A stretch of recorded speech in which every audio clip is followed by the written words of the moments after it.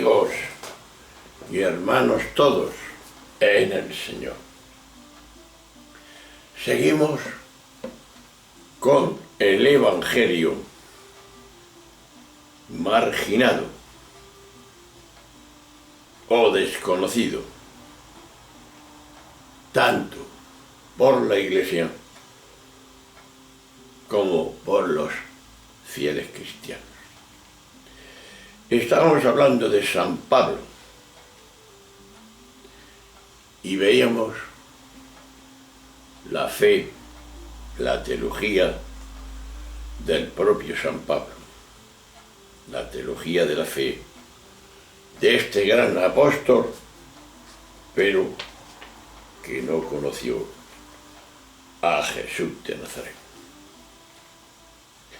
Por eso, siguiendo estos temas, estos vídeos, decíamos que viendo la situación de San Pablo y así las cosas, cuando aparecieron los evangelios a partir del año 70, apareció también en ellos una concepción nueva y distinta de la fe. En el Evangelio de Jesús, la fe ya no se entiende como la creencia en la doctrina de una religión determinada y en la obediencia a los dirigentes de esta religión. No. Ni siquiera, como había enseñado Pablo, consiste en la mera proclamación de la muerte y resurrección de Jesucristo. Por tanto, la fe, según los evangelios, implica sobre todo el seguimiento de la vida que llevó a Jesús a la cruz, al Calvario.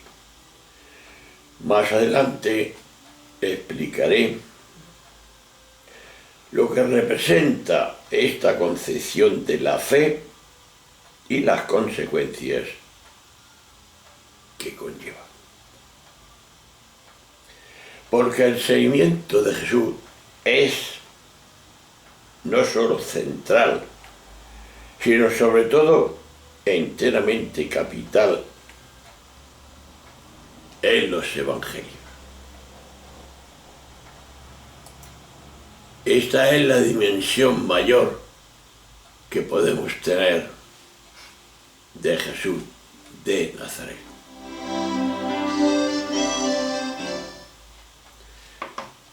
Veamos.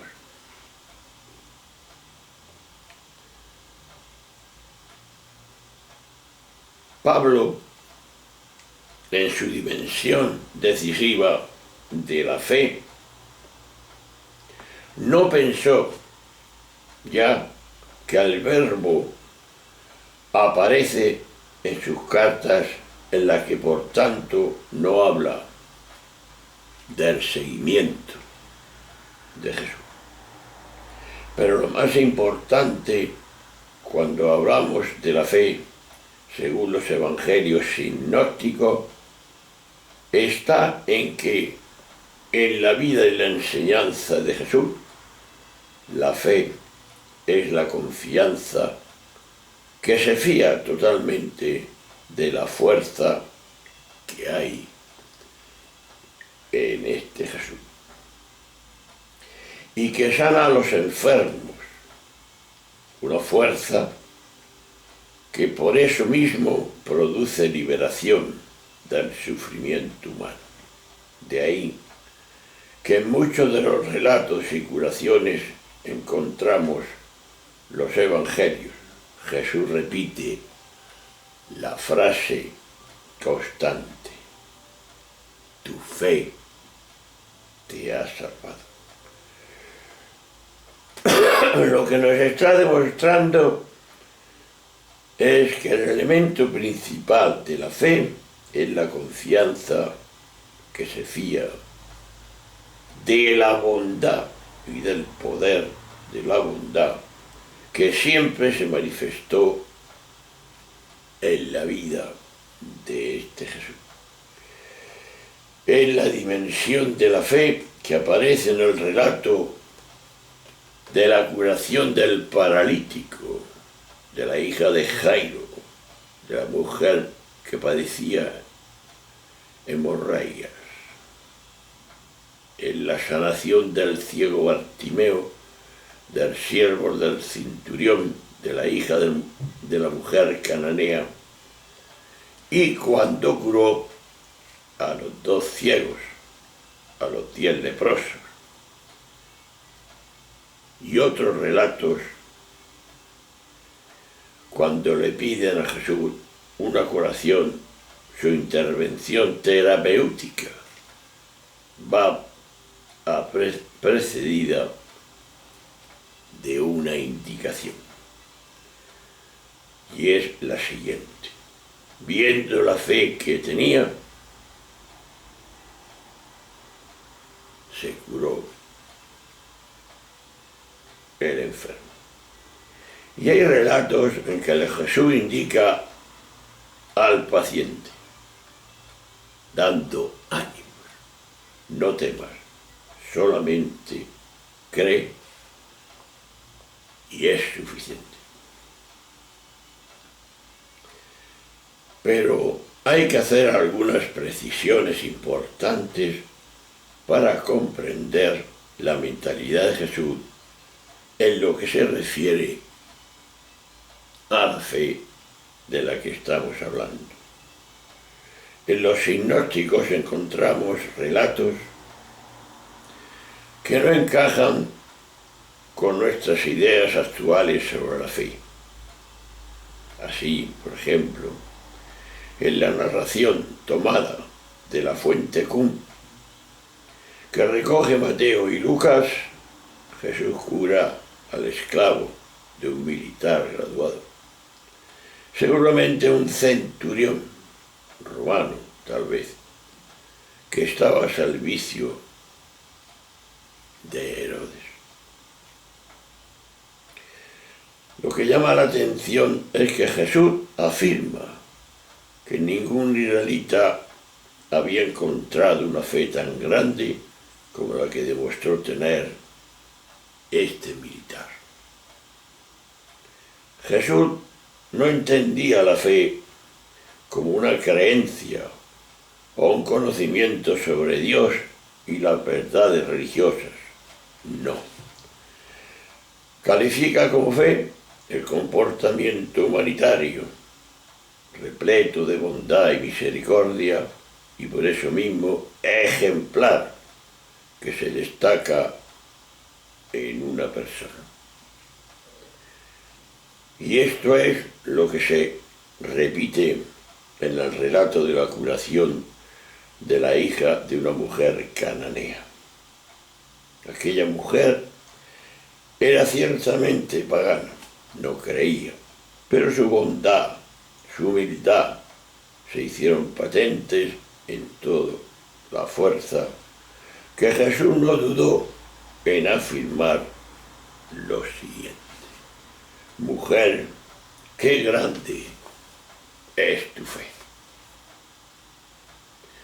Pues de nuevo queda en evidencia que para Jesús la rectitud ética se antepone al fiel cumplimiento de las creencias religiosas. Lo mismo que en otras circunstancias se repite cuando Jesús cura a los 10 leprosos. Sí, hermano, el elogio de la fe no es para los 9 israelitas que fueron al templo a presentarse a los sacerdotes, sino para el samaritano que volvió a Jesús para expresarle su gratitud. Esta es la teología de la fe que nos dice el Evangelio. Vamos a dejarlo aquí para una reflexión tranquila de unos minutos simplemente, y mientras escuchamos una música.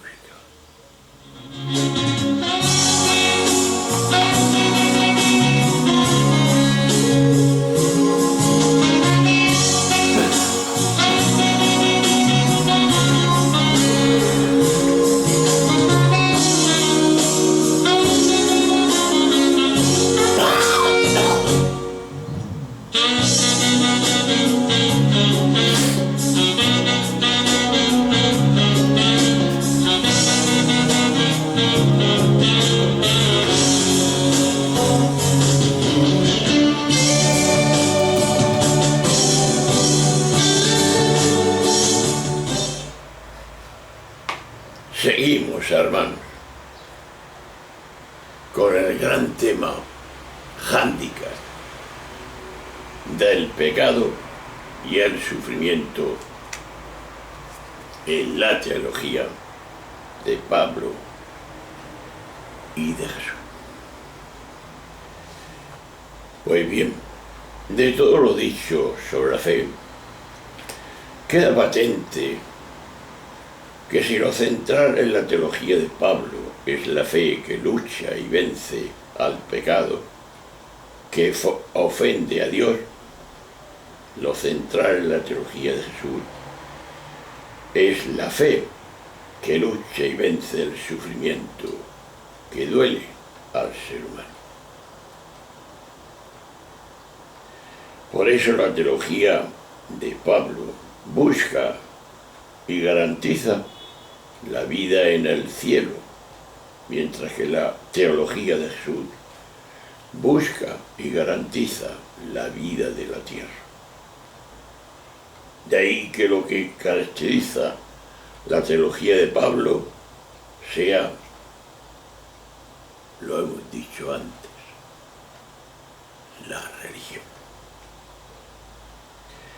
La religión que es la sumisión a lo sagrado, mientras lo que caracteriza a la teología de Jesús es el Evangelio, que es la libertad en el ámbito de lo profano.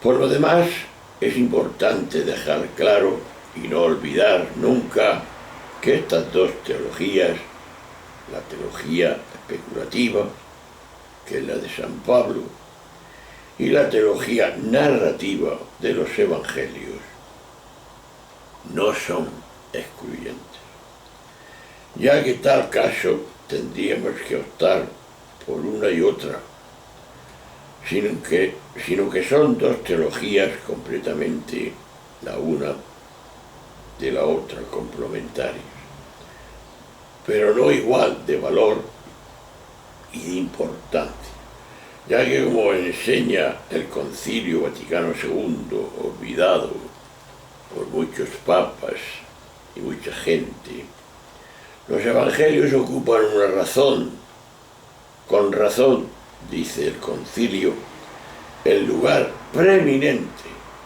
puesto que son del testimonio principal de la vida y de la doctrina del Verbo encarnado, nuestro Salvador. Y es que los evangelios, hermanos y amigos, introducen un nuevo género literario en el cristianismo de los orígenes. Sabido es que los evangelios recogen tradiciones de Jesús que se habían conservado y transmitido de forma oral en las comunidades de sus seguidores, puestas parcialmente por escrito y articuladas bajo la forma de una vida de Jesús. Perdón. Es decir, desde la muerte de Jesús en los años 30 hasta la década de los 70, en las comunidades o asambleas que se fueron organizando por el imperio a lo largo del Mediterráneo, las ideas que se difundieron sobre el cristianismo fueron principalmente las ideas y especulaciones de Pablo. Sin duda, Ya en aquellos años se conservaron recuerdos que mantenían la memoria peligrosa de Jesús. En concreto, se sabe que se conservaron las palabras de Jesús, que se denominaban la fuente Q, del alemán Quelle, fuente, que contienen los materiales comunes a Mateo y Juan y Lucas, que no se encuentran en Marcos. Esta situación duró hasta el año 70, cuando los legionarios de Roma tomaron a Jerusalén, destrozaron la ciudad y sobre todo el templo, y dispersaron al pueblo de Israel. El hecho es que a partir de entonces aparece en la Iglesia un nuevo género literario, la teología narrativa, la vida y el proyecto de Jesús expuesto en formas de relatos. Así, y entonces se empezó a conocer el centro del cristianismo, el Evangelio. Estos relatos, como es bien sabido, se empezaron a hacer públicos con los primeros años 70 y alcanzaron su plenitud al final del siglo I con el Evangelio que nos narra Juan. Esto es un hecho que tenemos que llevar a cabo. Vamos a dejar este vídeo, aunque sea más corto, para después meternos con la teología de la fe de San Juan. Hemos visto la de San Pablo, hemos visto la de Jesús, y qué cogió Juan, que era la fe en su vida. Un saludo grande para todos. Nos vemos en el próximo vídeo.